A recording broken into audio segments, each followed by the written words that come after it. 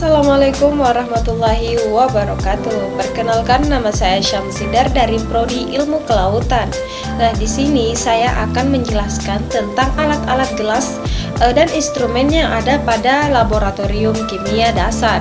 Nah, agar dalam proses pelaksanaan sebuah eksperimen di lab biasanya berjalan dengan lancar dan terkendali. Nah, di sini dibutuhkan alat-alat laboratorium yang lengkap dan berstandar. Alat-alat ini mempunyai fungsi yang berbeda satu dengan yang lainnya. Nah, berikut ini saya akan menjelaskan beberapa alat-alat laboratorium yang umumnya digunakan di laboratorium, utamanya pada lab-lab kimia, baik di sekolah ataupun di lembaga-lembaga penelitian. Yang pertama yaitu gelas ukur.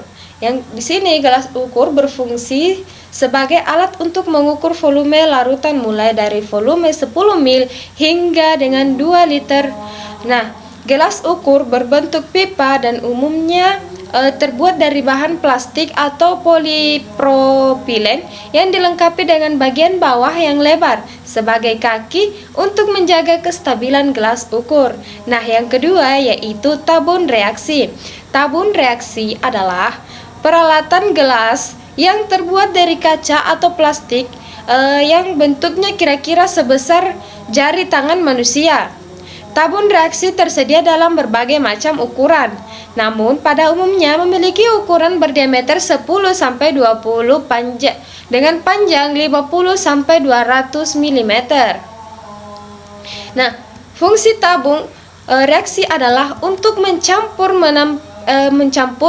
dan menampung, memanaskan bahan-bahan kimia, cair atau padat, utamanya untuk uji kualitatif. Selain berukuran kecil, ada juga tabung reaksi yang memiliki ukuran besar. Alat tersebut dinamakan labu didih. Nah, yang ketiga, labu ukur.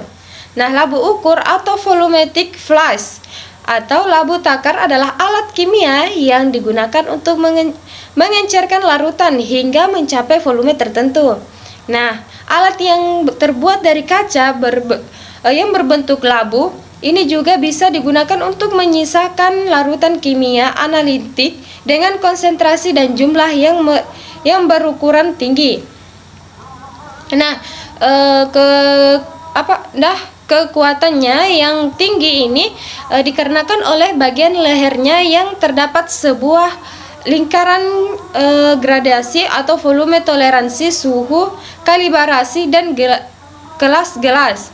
Pada lehernya juga terdapat tanda batas yang menunjukkan ukuran volume mulai dari 1 ml hingga 2 liter. Selanjutnya yaitu labu Erlenmeyer. Nah, fungsi dari labu Erlenmeyer adalah untuk mencampur, mengukur dan menyimpan cairan. Umumnya Erlenmeyer terbuat dari kaca borosilikat sehingga tahan ketika dipanaskan. Ukuran labu Erlenmeyer bervariasi mulai dari 50 sampai 500 mm. Dalam laboratorium mikrobiologi, alat lab ini digunakan untuk membantu proses pembiakan mikroba. Nah, selanjutnya yaitu gelas beker atau gelas piala. Nah, gelas yang sering disebut gelas piala dan gelas kimia ini adalah alat laboratorium yang berfungsi sebagai penampang yang berbentuk silinder dengan alas datar. Ini biasanya digunakan untuk bahan kimia dengan sifat korosif yang terbuat dari PPTE dan untuk mencegah terjadinya kontaminasi atau hilangnya cairan. Gelas ini biasa dipasang dengan gelas arloji sebagai penutup. Tetapi beberapa ukuran untuk gelas ini mulai dari 25 mm hingga 3 liter. Gelas beker terbuat dari bahan borosilikat atau plastik. Selanjutnya yaitu pipet tetes. Pipet tetes ini digunakan untuk memindahkan volume cairan yang telah terukur. Nah, alat ini terdiri dari beberapa jenis dengan bentuk, fungsi, dan tingkat ketelitian yang berbeda. Macam-macam pipet diantaranya yaitu pipet tetes, pipet ukur, dan pipet volume.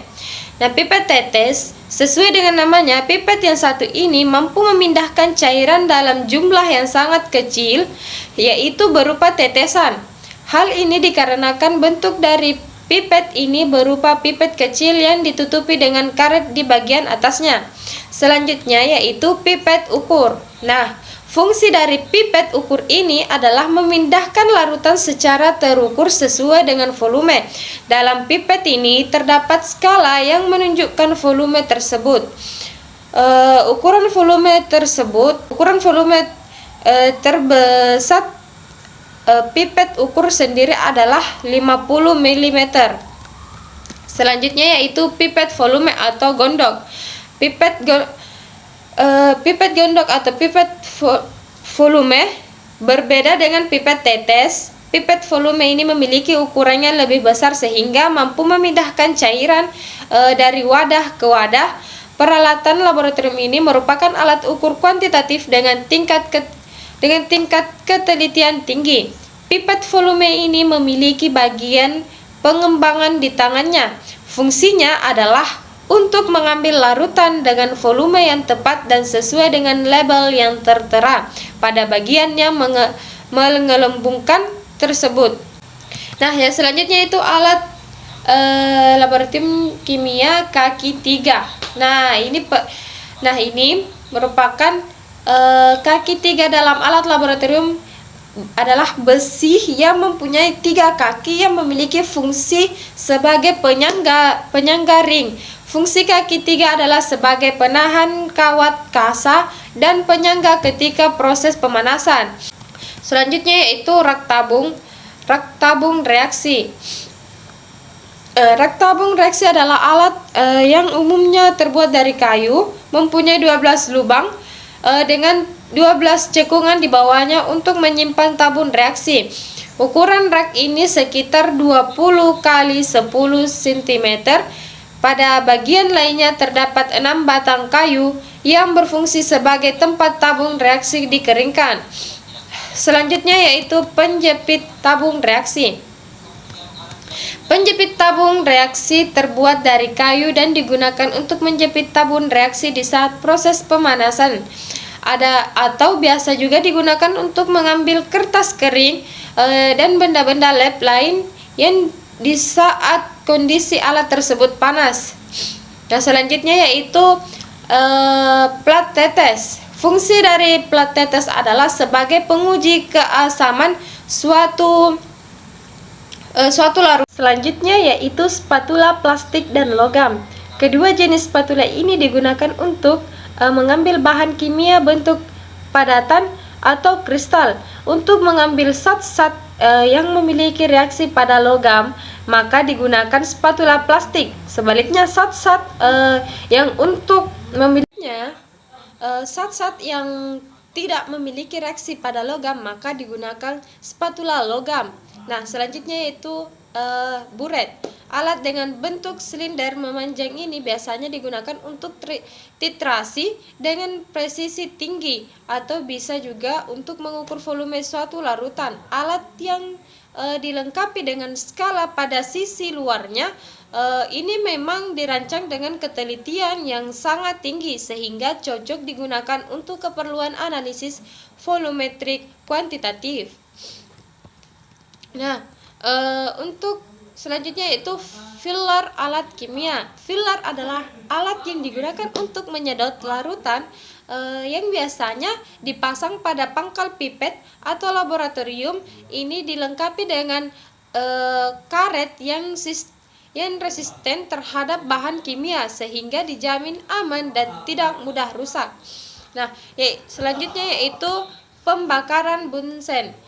Pembakaran Bunsen diambil dari nama Robert Bunsen. Fungsi pembakaran Bunsen adalah untuk pemanasan dan pembakaran dan sterilisasi jarum OSI atau lainnya. Selanjutnya yaitu pembakaran spiritus, yaitu berfungsi pembakaran spiritus adalah untuk memanasi larutan atau membakar saat proses percobaan kimia. Nah, itulah beberapa dari saya. Mohon dimaaf jika ada salah kata yang tidak jelas dari saya. Wassalamualaikum warahmatullahi wabarakatuh. Chị Đạt ấn